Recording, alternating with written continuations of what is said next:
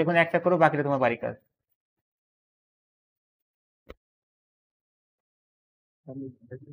নিচেটাই করবো, সাধারণত নিচেটা কঠিন হয়, তাই না? আচ্ছা, তাহলে আমি লেফট হ্যান্ড সাইড দিই। Left hand side cosec theta, cosec theta ভাগ cosec theta minus 1 plus cosec theta ভাগ থিটা প্লাস প্রমাণ করতে হবে 2 সেক স্কয়ার থিটা। তাহলে আমি কি করবো বলো?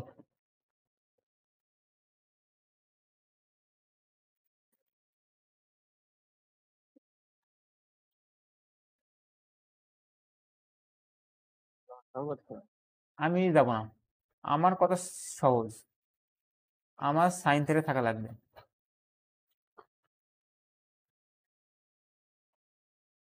লসগু করলে করতে পারবো, লসগু করলে ভুল হবে না, কত সত্য, বাট আমার একটাই কথা, আমি অন্য কিছু চিনি না। অঙ্ক 2 লাইন বড় হোক, একবার লসগু করে ফেল দিই। সাইন থিটা লসগু হবে 1 মাইনাস সাইন থিটা লিখতে পারি, না বুঝলে বলবা।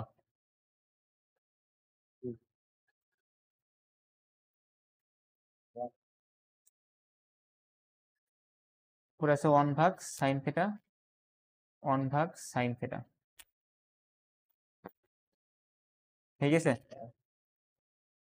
এবার কি হবে? দুইটা দৃষ্টিতে গুণ, তাই তো?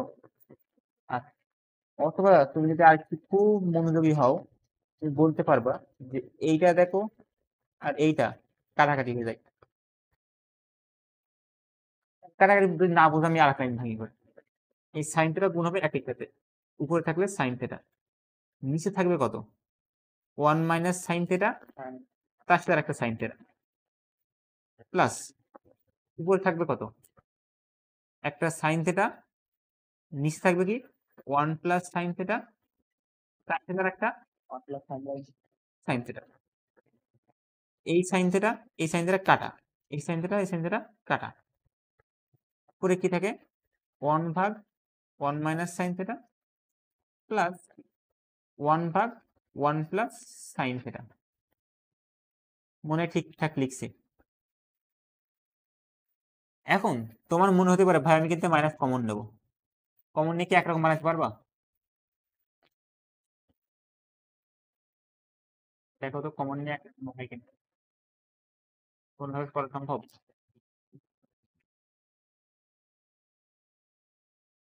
এই জায়গা থেকে মাইনাস কমন যদি নেও, তাহলে এখানে মাইনাস 1 হবে, মাইনাস সাইন থিটা হবে, কিন্তু আমার এখানে আছে কি 1 মাইনাস সাইন থিটা, তুমি যতই মাইনাস কমন নাও না কেন কোনো লাভ নাই, তাই আমরা মাইনাস কমন নেব না।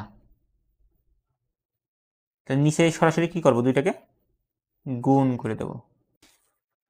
যদি গুণ করে দিই তাহলে হবে কি 1 minus sine theta into 1 plus sine theta. এইবার 1 প্লাস 1 এর নিচে আছে কোনটা? 1 মাইনাস সাইন থিটা, নেই কোনটা? 1 প্লাস সাইন থিটা এখন বসাবো, এবং তুমি হয়তো জানো কেন বসাচ্ছি। 1 ভাগ সাইন থিটা, এই সাথে বসাবো কোনটা? এটা কিভাবে হয় বলো?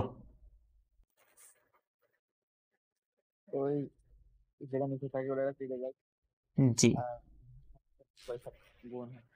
মেন কাহিনী হয় এই যে নিচে লিখছি 1 minus sine theta 1 plus sine theta, এটাকে 1 মাইনাস সাইন থিটা দ্বারা ভাগ করতে হয়। ভাগ করলে কি হবে? 1 minus sine theta 1 minus sine theta কাটা যাবে, থাকবে কি 1 প্লাস সাইন থিটা, এই 1 প্লাস সাইন থিটা উপরে যে লবের সাথে গুণ হয়, তাই তো? এখানে দেখো plus sine theta minus sine theta vanish, উপরে কত থাকে? 2। নিচেরটা একটু সূত্রকান দেখো তো, 1 minus sine theta 1 plus sine theta, এটা কেমন? a minus B into A plus B,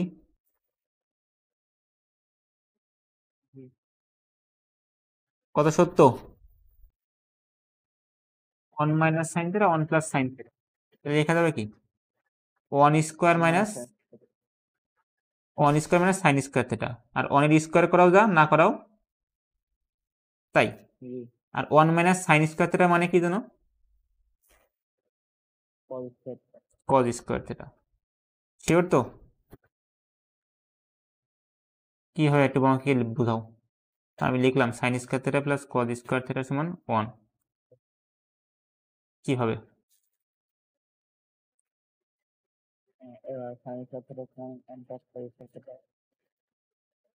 আমি আমি চাচ্ছি 1 মাইনাস সাইন স্কোয়ার থিটা তাহলে কিভাবে লিখবো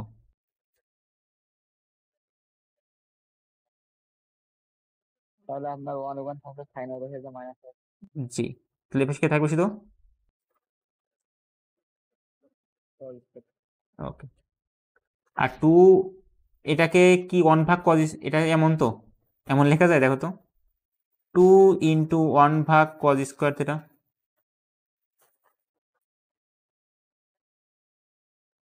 কারণ 2 এর সাথে কিছু নেই মানে মনে করে 1 গুণ করলাম এবার এটাকে সেপারেট করে দিলাম